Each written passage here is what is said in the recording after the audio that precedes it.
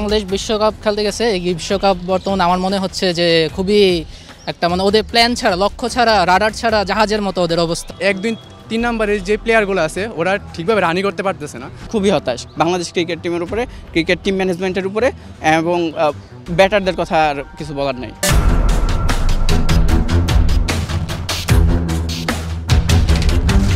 বিশ্বকাপ cricket T20 শুরু হয়েছে ইউএসএ। বাংলাদেশের মধ্যে ইউএসএর সাথে প্র্যাকটিস ম্যাচে হেরে গেছে দুটিতে, একটি যে জয়লাভ করেছে। যদি জয়লাভ কতটুকু সান্ত্বনার সেটা আমাদের এই পরবর্তী ম্যাচগুলোতে বলে দেবে, সেটা ভিন্ন বিষয়। কিন্তু ক্রিকেট নিয়ে বিশ্বকাপে বাংলাদেশ টিম নিয়ে, বাংলাদেশের প্লেয়ার নিয়ে, কোচ নিয়ে, কর্মকর্তাদের নিয়ে সাধারণের কী ভাবনা আমরা তা এখন জানতে চেষ্টা করব।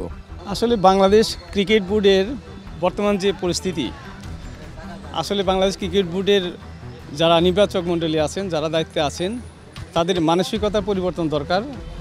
কারণ তারা কি চায় যে বাংলাদেশ ডেভেলপ করুক ক্রিকেটে, নাকি তাদের আত্মীয় স্বজনকে দিয়ে তারা রাজনীতি করে তারা এই ক্রিকেট বোর্ডটাকে ধ্বংস করতে চায়।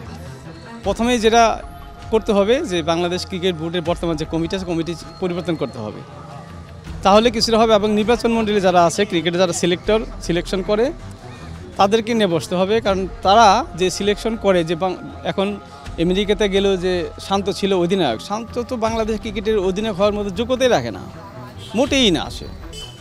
সে যে ফিল্ডিং সাজাতে পারে না, বোলিং কাকে দিয়ে করাবে সেটা পারে না। সে যে বোলিং করালো 6 জনকে দিয়ে 6টা ওভার বোলিং করালো, এটা ক্রিকেটের ইতিহাসে কোথাও নাই। এবং এই রাজনীতির কারণে বাংলাদেশ ক্রিকেটটা ধ্বংস হয়ে যাচ্ছে।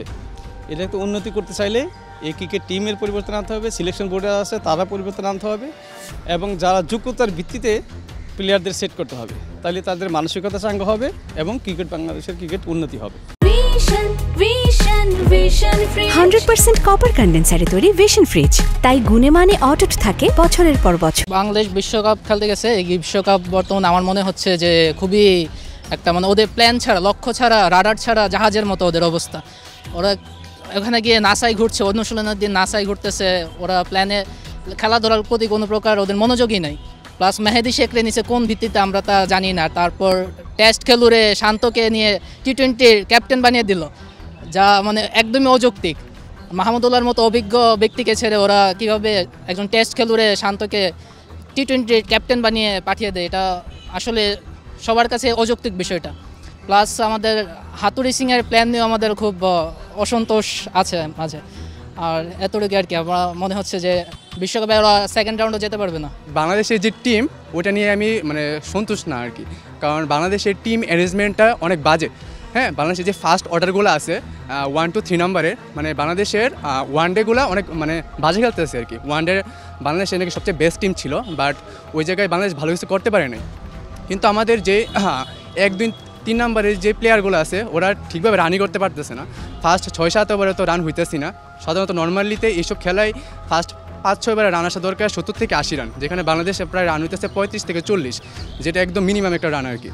আর মোটামুটি এইসব খেলার মধ্যে প্রায় রান হওয়া দরকার 170 থেকে 180-র মধ্যে, কিন্তু বাংলাদেশ 150 ক্রস করতে পারতেছে না ওই হিসাবে। আর যদি আমি অন্য দিক দিয়ে বলি, সবথেকে বেশি দিতে হবে হাতুড়ি সিংয়ের উপরে, যিনার মানে কাকে কোন সময় নামাতে হবে, কোন প্লেয়ারকে সিলেক্ট করতে হবে, যেটা উনি একদমই জানে না, যেটা আমার কাছে মনে হয় আর কি। আমি সবার কথা বলতেছি না। আর এমন কিছু আর কি, মোট কথা হলো বাংলাদেশের ব্যাটসম্যানগুলো একটু চেঞ্জ করতে হবে, যতটুকু মনে হয় আমার। মানে ফার্স্ট অর্ডারগুলো অনেক খারাপ, আর লাস্টে তেমন ফিনিশিং তেমন একটা নাই বাংলাদেশে ধরতে গেলে। এখন হয়তো 1-2 প্লেয়ার আসছে ফিনিশিংভাবে, বাট ওরা ওইরকমভাবে খাপ খেয়ে পারতেছে আর কি নিতে। আর ইউএসএ আমাদের জন্য একটা নতুন প্ল্যাটফর্ম, যেটা মানে যে মাঠে আমাদের কোনো সময় তেমন একটা খেলাও হয় না আমাদের। সো আমাদের এই সব দিক দিয়ে এইটাই যে আমাদের মানে বেস্ট খেলা দরকার, কিন্তু ওটা হইতেছে না আর কি ওইরকমভাবে। আমরা ওইরকমভাবে খেলতে পারতেছি না, এই জন্য হারতেছি বেশি আর কি। ইউএসএর সাথে হেরে গেল, এটা বলতে গেলে আসলে এখানে বলার কোনো ভাষা নেই আমাদের যে কীভাবে এগুলো পসিবল। সামনে আমাদের টি20 বিশ্বকাপ, এই মুহূর্তে আইসা এমন একটা আমাদের ফ্যানদের কাছে মানে কী যে একটা খারাপ লাগার ব্যাপার হয়েছে, এটা আসলে বলার কোনো ভাষা নেই। আর হচ্ছে আমাদের ব্যাটিংয়ের মধ্যে যারা হচ্ছে ওপেনার, বিশেষ করে এই ওপেনার তারা অনেক আগে থেকেই হচ্ছে কাইন্ড অফ করতেছে, ফল করতেছে। এইটা নিয়ে আমাদের টিম ম্যানেজমেন্টের উচিত ছিল আরও কাজ করা। তাদের উচিত ছিল, ব্যাটারদের উচিত ছিল আরও বেশি ডেডিকেশনের সাথে এগুলো এক্সিকিউট করা, নিজেদের স্কিল ডেভেলপমেন্ট করা, আরও বেশি নিজেদেরকে ইমপ্রুভ করা, যেগুলো তারা কিছুই করে নাই। আর এই যে ইউএসএর সাথে যে লাস্ট আমরা 2-1 হারলাম ম্যাচটা, এটা মোটেও আমরা অ্যাজ আ ফ্যান এটা আমরা এক্সপেক্টই করি না, এটা আমরা চিন্তাও করি না। যাদের ইউএসের যে ক্রিকেট টিম আছে এটা পর্যন্ত আমরা বলতে গেলে জানতামই না, তাদের সাথে আমরা ম্যাচ হেরে বসে আছি। সো বলতে গেলে আমরা মানে আমি পার্সোনালি ইয়ার উপরে হতাশ, খুবই হতাশ বাংলাদেশ ক্রিকেট টিমের উপরে, ক্রিকেট টিম ম্যানেজমেন্টের উপরে, এবং ব্যাটারদের কথা আর কিছু বলার নাই। দেখেন এই ক্যাপ্টেন্সিটা তো শান্ত নতুন এবং সে এখনও প্রায় তরুণের মতনই, তো এখন তার যেহেতু এটা প্রথম ক্যাপ্টেন্সি বিশ্বকাপের দিক দিয়ে, তো তাকে আরও একটু যথেষ্ট ম্যাচিউর এবং যথেষ্ট যুক্তিসঙ্গতভাবে সব কিছু গঠন করতে হবে। সে যদি ওইটা গঠন না করতে পারে তাহলে তো কোনোভাবেই বাংলাদেশ দল কোনোভাবে সামনে আগাইতে পারবে না। ইউএসের সাথে ম্যাচ যেটা খুবই সুযোগ ছিল বাংলাদেশের, যদি তারা ঠিকভাবে খেলতে পারতো। যেমন এখানে অভিজ্ঞ প্লেয়ার সাকিব আল হাসান, মাহমুদুল্লাহ ছিল, এখানে তাদের কাছ থেকে অবশ্যই পরামর্শ নিতে পারতো শান্ত যে কীভাবে কী করা যায়। কারণ একজন অধিনায়ক যেহেতু সে প্রথমবারের মতন সুযোগ পাইছে, তাইলে এখানে বোঝা যায় যে কোনোভাবে সে এতটা অভিজ্ঞ না, কারণ এখানে তার মধ্যে অনেক কিছু গ্যাপ থেকে যায় কীভাবে কী করবে না করবে। এই ক্ষেত্রে অবশ্যই আমি মনে করি যে বাংলাদেশের আরেকটু খেলা দরকার, আর বিশেষ করে বাংলাদেশের এই ঘরের মাঠে না খেলে বাইরের মাঠে খেলাটা সবচেয়ে বেশি উত্তম, এটা আমি মনে করি। কারণ বাইরের মাঠে খেললে বাংলাদেশ খুবই পরিবেশ সম্পর্কে জানবে, কিভাবে পরিবেশের সাথে খাপ খাওয়াইতে হবে। না হলে বাংলাদেশ এই ঘরের মাঠে খেলতে খেলতে দেখা যায় যে ঘরের মাঠে জিতটাই তারা বেশিটা নিয়ে নিতেছে। একটা শর্ট টার্ম মেন্টালিটি হয়ে গেছে মনে হয় আমার, যে অল্প সময়ের জন্য ন্যাশনাল টিম আমি সার্ভ করব, দেন হচ্ছে আমি একটু মিডিয়া এক্সপোজার নিব, আমি হচ্ছে কিছু অ্যাডভার্টাইজমেন্ট অ্যান্ড মিডিয়া এঙ্গেজমেন্ট থেকে টাকা পয়সা কামাই নিব, একটা ব্যবসা দাঁড় করাই ফেলবো, চলে আসবো। প্লেয়ারদেরও মনে হয় ন্যাশনাল টিমের প্রতি এক ধরনের মানে বিশ্বাস উঠে গেছে যে বেশি দিন আসলে সার্ভ করা সম্ভব না, যতটুকু সময় পাওয়া যায় ক্যাপিটালাইজ করতে হবে, মনিটাইজ করতে হবে ব্যাপারটা, এরকম একটা মেন্টালিটি চলে আসছে মনে হয়। আরও কিছু ইন্টারনাল দ্বন্দ্ব আছে যেটা আগে থেকেই ছিল। আমাদের তামিম ইকবালকে যেরকম সুযোগ দেওয়া হয়েছে, লিটন দাসকে যেরকম সুযোগ দেওয়া হয়েছে, আসলে এরকম ভালো সুযোগ ওই রকম প্লেয়ারদের দেওয়া উচিত আমার মনে হয়। আর একটা জায়গায় এমফেসিস করা উচিত ক্যাপ্টেন্সিতে। এই আমি আসলে নাজমুল হাসান শান্তর পক্ষে না, ক্যাপ্টেন্সির পক্ষে না, একটা সিনিয়র প্লেয়ারকে ক্যাপ্টেন্সি দেওয়া উচিত আমার মনে হয় যে captaincy comes with the burden, তো এটা দিয়ে একটা প্লেয়ারের পোটেনশিয়ালকে সারপ্রাস করার দরকার নেই। যেমন মুশফিকুর রহিমকে যখন ক্যাপ্টেন্সি দেওয়া হয়েছিল খুব বেশি পারফরমেন্স করতে পারতেছিল না, দেন ওর ক্যাপ্টেন্সিটা সরাই নেওয়া হয়েছিল একটা সময়, আমার এক্স্যাক্ট টাইম ফ্রেমটা মনে নাই। এবং পরবর্তীতে মুশফিক বেশ কয়েকটা সিরিজে, পরবর্তী ফলো আপ সিরিজে ভালো পারফর্ম করছে। সো আর একটু চিন্তা ভাবনা করা উচিত কাকে ক্যাপ্টেন দিতে হবে, কাকে কতটুকু সময় দেওয়া উচিত দলে, ঠিক কোন কোচের সঙ্গে আসলে আমাদের ক্রিকেট টিমের যে মেন্টালিটি, আমাদের যে পোটেনশিয়াল সেটা যায়, এটা নিয়ে একটু রিসার্চ করা উচিত। আর ওভারঅল হচ্ছে ডোমেস্টিক ক্রিকেটে এমফাসাইজ করতে হবে। ঘরোয়া লিগে ভালো করতে না পারলে প্লেয়ারদেরকে দলে ডাকার কোনো প্রশ্নই আসে না, এবং ন্যাশনাল টিমের প্লেয়ারদেরও উচিত ঘরোয়া লিগকে সেভাবে প্রাধান্য দেওয়া, যাতে আরও যারা তরুণ আছে তারা ঘরোয়া লিগে নিজেদেরকে প্রমাণ করে ন্যাশনাল টিমে যাইতে চায়, এরকম একটা মেন্টালিটি রাখে।